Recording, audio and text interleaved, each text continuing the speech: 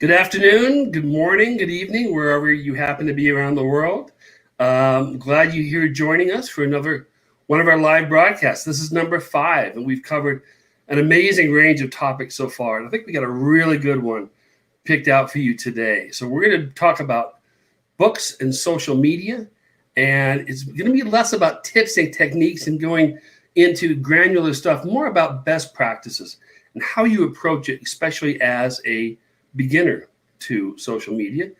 You may know your way around some social media, but this is how it applies to your book and your writing career. So I'm looking forward to getting into this. And Carter, my trusty assistant, we can jump right into the presentation. So there it is.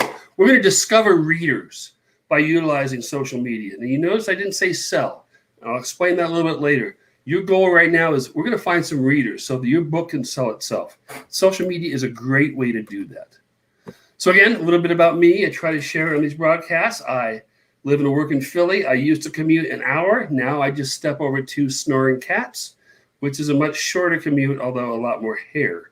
A small detail about me, I spent a year traveling through the South Pacific when I was a younger man. And it's important later on, but that's why I want to mention now so it doesn't come as a surprise when I mention a little tidbit. But really, most importantly, to this broadcast and to my life for the past 10 years with BookBaby is I'm a self-published author myself. I know what the process is. I know the highs. I know the lows. I know the joys and the frustrations.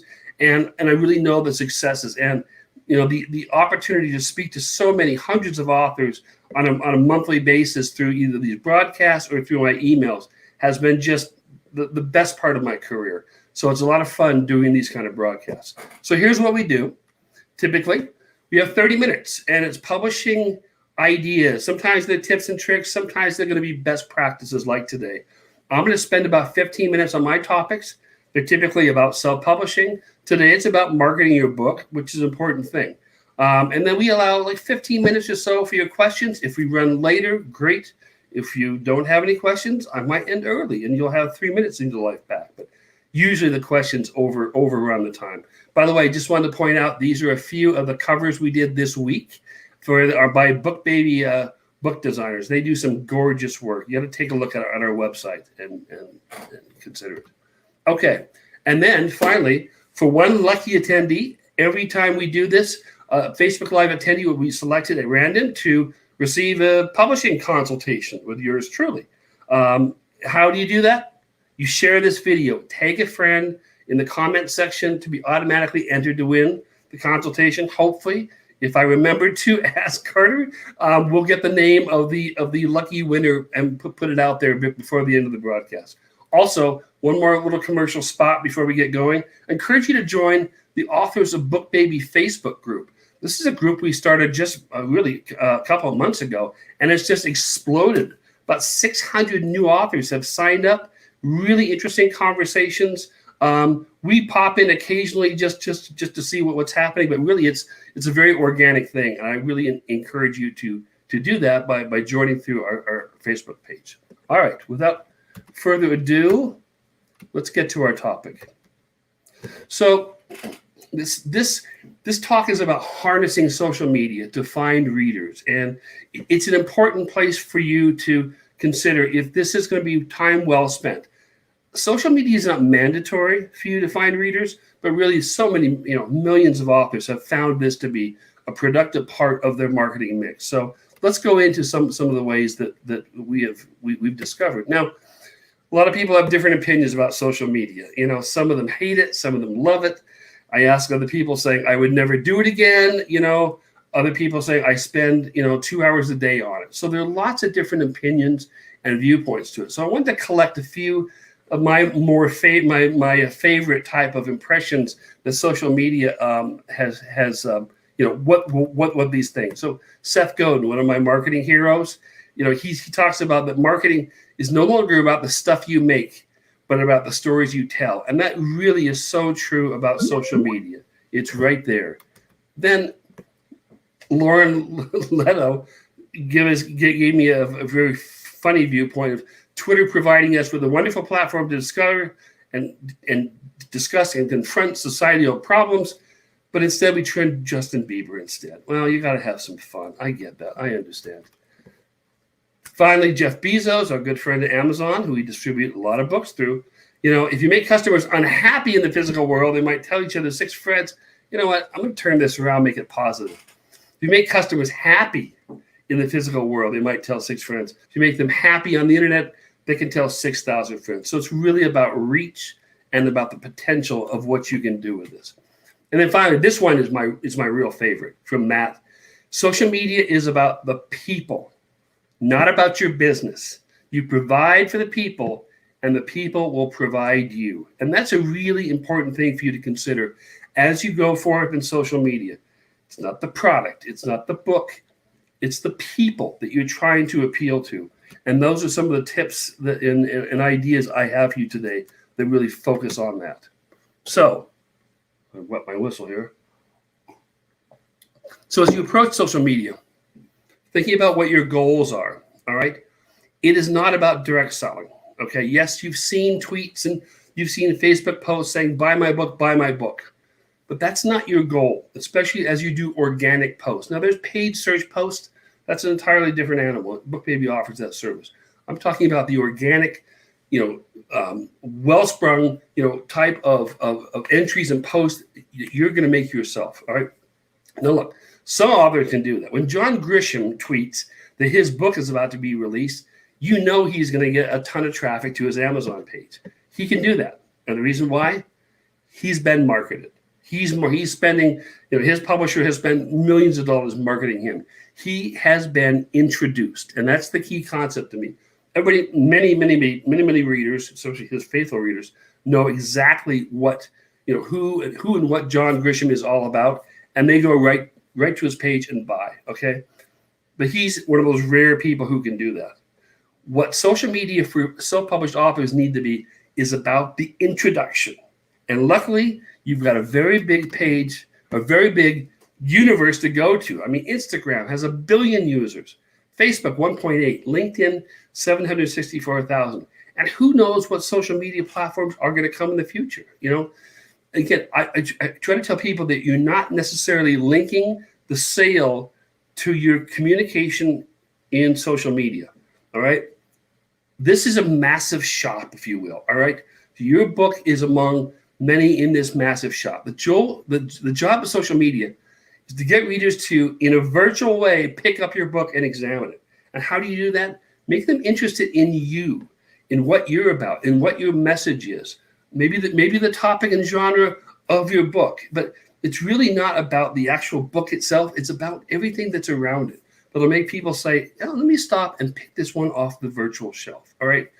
So I got to say this again. There's no amount of buy me, get it right now, take 15% off. Messages will work. We're beyond that in social media. It has to be about mood and context.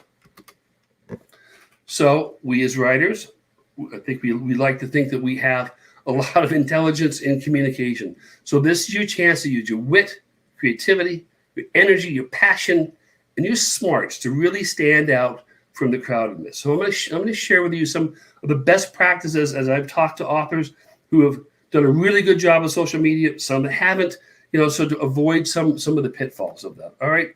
So first off, it's really knowing your audience. Now that could start before you even write a book, or it can be during the writing process or after the book is done. All right.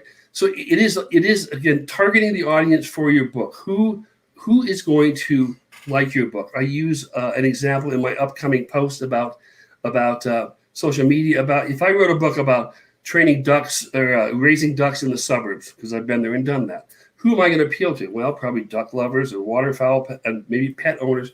So you really think about who is going to be interested in the genre and the words that you put down, and you start following the people who will interact with you about this topic.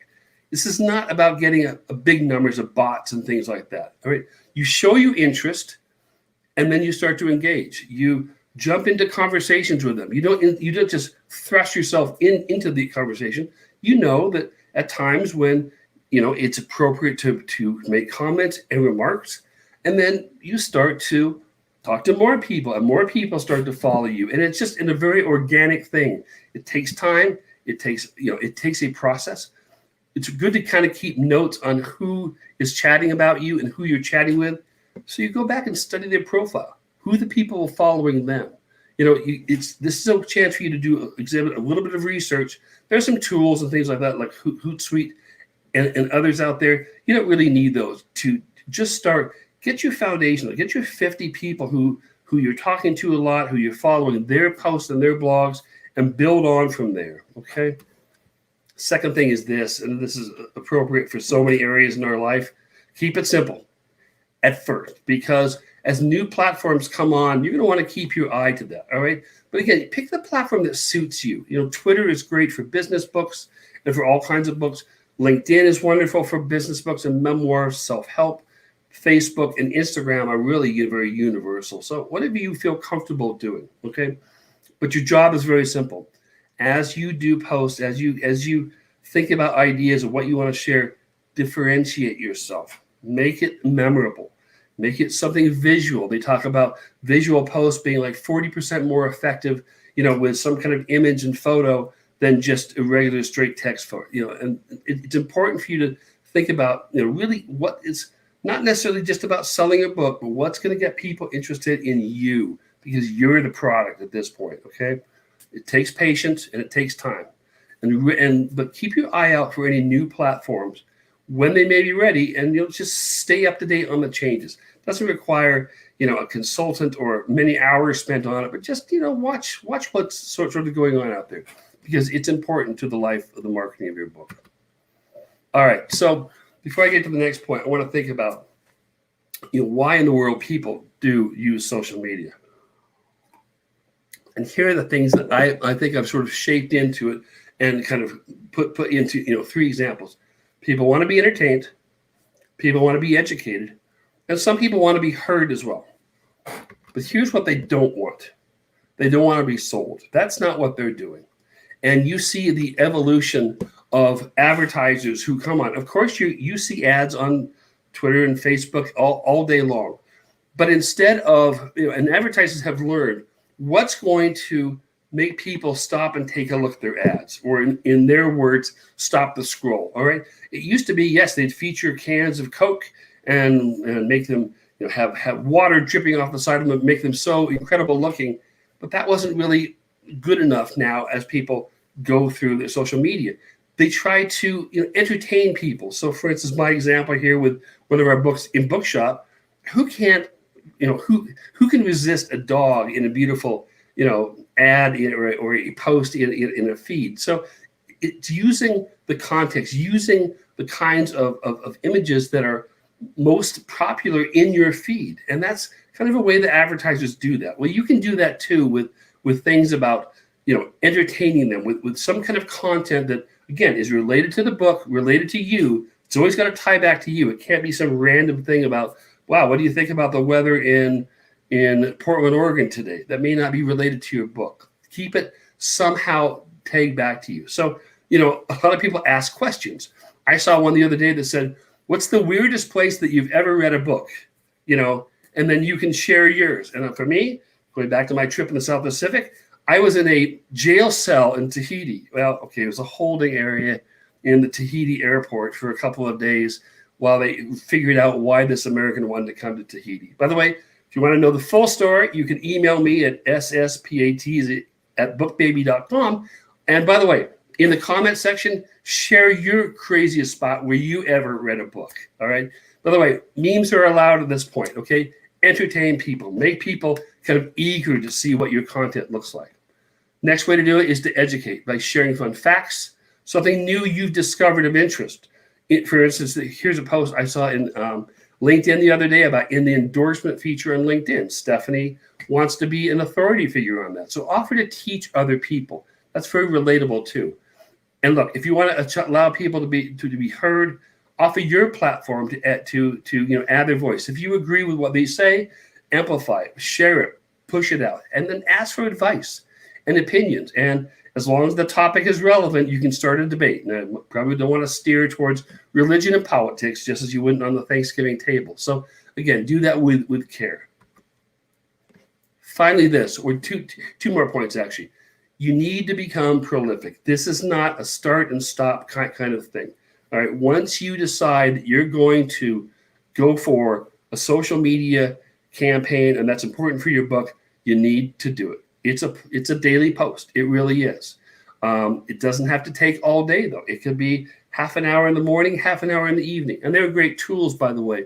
Once you become good at this, that you can pre-schedule these kinds of posts and things like that. A lot of people create a strategic calendar for their social media, and then supplement it with reactions from what other people are saying, retweeting or resharing these kind of things.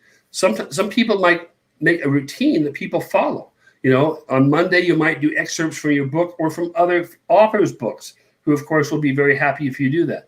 Maybe on Tuesday you do author quotes. So it might be fun for you to make up kind of a weekly sort of calendar so people can kind of get used to what you post. Again, it's all about being engaging, being an attractive person to know, and attractive in the sense of utilizing your mind, your creativity, your wit. All right. And then, yes, I finally get to use my own meme here. Be social. And it sounds like a funny thing to say, or kind of an obvious thing to say about when we discuss social media.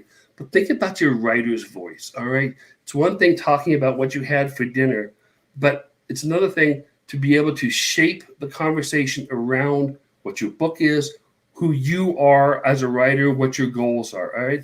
And you can be authentic with that. And by the way, at the same time, you're going to become an authority figure. People are going to look to you. If you're consistent, if you're creative, they're going to kind of flock to you. At some point, you're going to find people following you more often than perhaps you're following other people, and you're going to gather your community, all right? And by the way, sharing other people's content, that's not lazy. It's mandatory. The more you can share, sometimes, sometimes it's even some of the best kind of posts to help your fellow author, your friend online. But don't be afraid to just retweet, reshare types of really good information that makes, again, it's consistent with you, your book, what you're all about.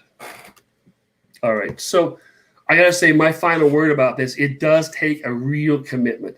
And I know as an old school marketer, word of mouth marketing used to be the thing that we would really aspire to. Okay. And now that water cooler or barbershop conversations are a thing of the past, I've got to believe that social media can take the form of digital word of mouth marketing, but you've got to do it correctly. All right. If people like what you have to say, they'll explore you, they'll explore your books. And it's really that simple. You bring them in. You haven't had to scream, look, I have a new book, please buy it. That sounds desperate. All right. So it's a 1 to 2 hour day commitment for authors who really want to find a reader. But this super megaphone amplified power of social media has the potential to be the most influential tool for getting your book out there right now. Now, this is what I've been talking about so far is organic type of thing. That's coming from you, the author. And very few authors kind of farm this work out. I mean, I suppose if you're a famous author, you probably have a publicist that'll do tweets for you. But there is another side to that, which I'm really not going to cover much today.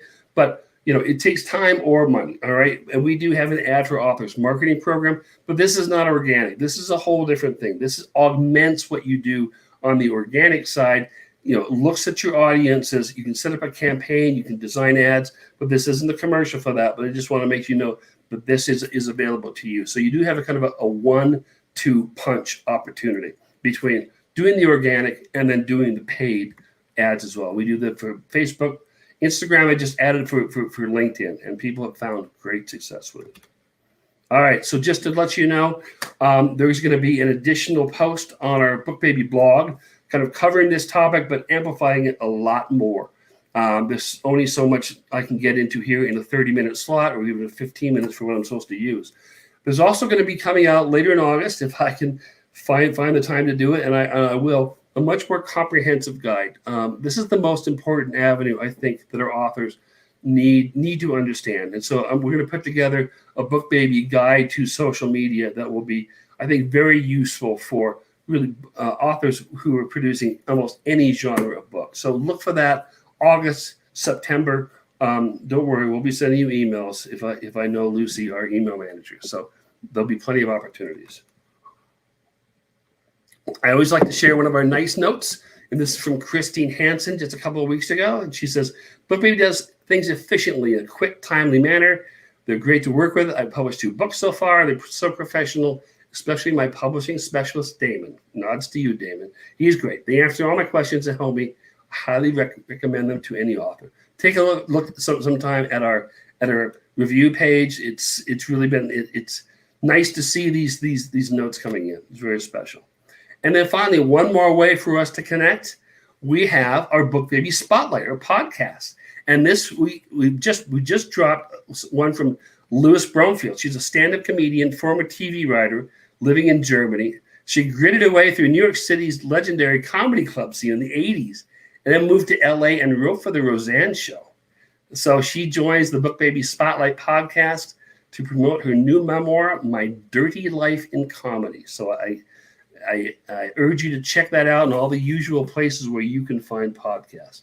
And finally, one more time, if you want to be part of our drawing for a consultation, share the video, tag a friend in the comment section, and you are entered to win. And with that, this is the slide that warns us. It is question time. And now I am going to move to our private chat section over here and answer some questions. All right, let's see what I can do. Okay. Rob Rinalda asks, if we're driving traffic to the BookBaby bookshop or Amazon, how can we get decent analytics on how Facebook ads or Google ads drive traffic and convert sales? So I can't speak to the Google ads, but let's speak to the Facebook ads. So there's a challenge in linking up sales. It's because of the timing aspect, because Amazon doesn't like to share much of the way of data, and I don't think Amazon ads are really a whole lot different in that extent. Although I don't know that personally. You have to look at the activity. All right, you have to look at the number of people who are looking at your page on Bookshop and are leaving comments. I mean, the analytics we share in our Facebook ads really have to do with the amount of impressions, how many eyeballs are getting there, and what the activity is there. You're going to feel the effects of the sales, but it's going to be a little bit removed. So I wouldn't say it's a leap of faith. I do know, and I'll be sharing examples in this guide of authors who've done exactly that. They trusted the analytics, they trusted the impressions, and the sales followed. So I've got 3 or 4 people who I'm eager to share their story with. So watch for that guide, Rob, and I think it'll answer your question. All right, Ellen asks, I want to know if BookBaby can adjust ads once you're in the progress if ads are not trending well. Absolutely. Yes. I mean, this is something that's really important. If either the ads are not trending well or the audiences that we have selected, we can always go in and make some changes to it. Because you really don't want to keep trying something if it's not working for you. So absolutely, we can make those changes. Okay. Maria asks, what is the shortest length of time you recommend to engage with an audience before you launch? The best time to start engaging, of course, is as you're writing your book. So really any part along the timeline is fine. If you start early, which I stress to you and I really urge you do, you can build this following up. But by the time, the months, however long it's going to take you to write your book, have it published, do cover design, have it edited, boom, you could have a following of thousands. And instead of introducing yourself to them, you're introducing your book to them. So the earliest you can start, it's not a matter of timing it at the end. I've got my book done. Now should I start my campaign? You can. It'll go slower. No question. The earlier you can start. If you can start building that as you're writing, that's even better. Okay. All right. We have Tia McGrath who asked, do you think it's worth the expense of hiring a professional social media marketer? Oof. I'm going to have to punt to it depends. All right. It depends upon the kind of book that you're doing. It depends upon what your goals are. Obviously, what your budget is. I will be quite frank with you. I don't know many very good, effective social media managers out there. A lot of people kind of claim that they are. I would be very careful about choosing. This is where recommendations could be vitally important. So if you see some authors who are doing very well on, with their ads, ask their opinion. Who's doing your ads for you? Get those kind of recommendations. It might very well be worth the money, depending again upon the type of book. Probably not for a children's book, and I'm just tossing that out as an opinion. But for a memoir, for a business book, it might make perfect sense for so that you can be able to capture the kind of precise audience that you think your book is going to. So I hate to punt on those kind of questions. And if you want to write me an email, in fact, let me go to this page. If you want to write me an email at that address, maybe I can, once we narrow down to kind of what you're talking about with your book, I can help you. By the way, well, guess what, Tia? Congratulations. You are the one who has won the consultation. So I guess that's taking care of itself. So I'll be contacting you in the next week or so. We can sit down and talk about that possibility. All right. Steve Keller asks, how do I drive people to my bookshop? Now, just a little point of clarification. Anybody who goes, who works with BookBaby with distribution, they get a free e-commerce page, and we call it Bookshop. All right.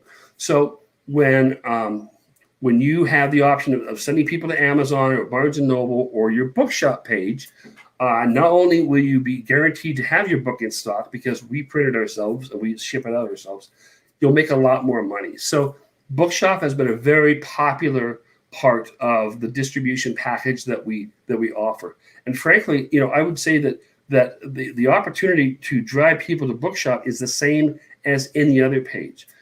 Some people might be very interested to know that if you have people buy through Bookshop, you're supporting independent authors because you actually make more of the royalties. Now, I don't know if there's an easy way to put that in a message, but that's certainly what Bookshop is doing. Your typical royalties from a printed book from Amazon are like 10 to 15% of what the retail price is. With Bookshop, the minimum guarantee is 50% of the royalties. So authors make a lot more. And as I say, they're also available 24/7, 365. I worry about this next holiday period. Are we going to have enough capacity in the shipping? If you're trying to go through Amazon or Barnes & Noble or Books A Million, with Bookshop, you have no worries. Oh, by the way, you get paid a lot faster. You get paid that next week. If your mom buys your book on a Thursday, the following Monday, our payment engine has cranked, has sifted all the numbers, and you see the money in your account by that following Monday. So it's a pretty attractive thing to get people to buy in your Bookshop page. All right, let's do a couple more. Chuck Smith, how do you get on Amazon to sell your books when they decline your application and refuse to tell you why? Well, that's an interesting one. You know what? I suggest you give our folks in our customer service team a call about that. Can't answer why that would be. Amazon is very particular about the content. Obviously they're not going to allow obscene things. There have been some political things that they have been very wary of, things about COVID-19. I would give us a call and let's talk about the topic of your book and find out kind of what's going on. All right. This is a good one. Valerie asks, can you post the same content on different platforms, or does each post have to be different? Can you? Yes, you can. Should you? Probably not. But you know what? Maybe if you're really organized, you have a schedule where on week 1, some of the stuff you posted on Facebook, in week 3, you've posted over on Instagram and kind of rotated.